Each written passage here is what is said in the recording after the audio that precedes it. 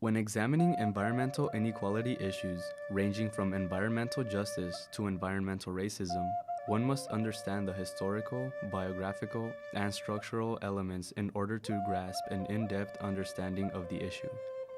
By using C. Wright Mill's sociological imagination, one can begin to understand that many eco-political issues are centered around the exploitation of Earth's natural resources from land that is often inhabited by small communities, many of whom belong to historical indigenous populations. Many of these communities have been stricken by loss of land, sacred sites, religious and cultural genocide. Through the description of their ecological imaginaries of several indigenous groups and their struggles over preservation of land and religious identities, one can understand that the system has been built that favors few at the expense of these communities. Indigenous religions view Earth as a member of their communities that should be taken care of in order to maintain connections with the cosmological world. An illustrative example of this cosmological connection is the gift-giving ritual of the Anishinaabe and Ojibwe tribes of the United States and Canada. In these tribes, mineral, plant, animal, and human are seen as an interwoven community that is connected to the cosmos. With this cosmological worldview, indigenous people see themselves as having the obligation to treat Earth and all of its inhabitants with the utmost respect. Another example of an indigenous ecological imaginary can be seen in the Winnemem-Wintu tribe of Northern California. To the Winnemem-Wintu tribe, the river is considered one of the most sacred sites because it houses the Chinook salmon, a native species to that region. In 1945, the Shasta Dam was built and many sacred sites within the walls were flooded. This is an example of ecological racism described in the Oxford Handbook as those whose rivers are dammed to make electricity for someone else. Native peoples are for the most part suffering from pollution while someone else benefits.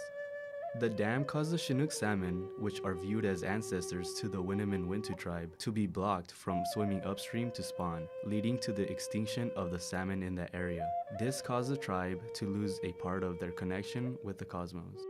The construction of this dam at the expense of the historical relationship between the land and the Winnemem-Wintu tribe is an example of environmental racism. The Winnemem-Wintu Native Americans are still fighting for their rights for the preservation of their water supply while pushing back against the strains of power being imposed on their cultural identity.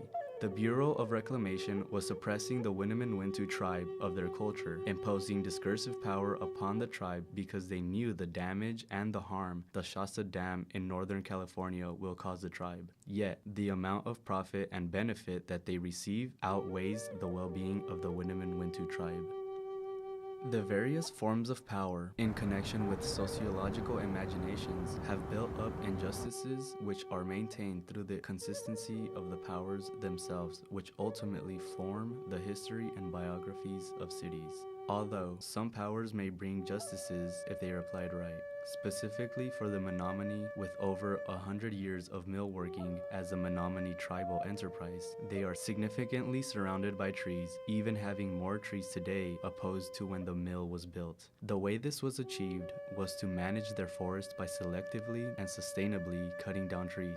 The value placed in using the trees is respect for their Menominee tribe because these forests are seen as their ancestors. This reservation has helped the Menominee tribe preserve their cultural identity and ecological imaginaries through trees, increasing the overall density of their forest from 1.3 to 1.7 billion trees. Menominee Tribal Enterprise has created a reinforcing loop that is not only regenerating the amount of trees which they are taking for timber, but it is also regenerating additional trees to their mill. Systems are present in the world around us, bounding us into mindsets that oftentimes limit us to what we can accomplish. Living in this bounded rationality, the indigenous people have been somewhat able to preserve their culture despite the hardships they have endured. Through reframing our own views in which each culture has their rights, values, morals, and ethics, we can learn to accept all and work together for a better world.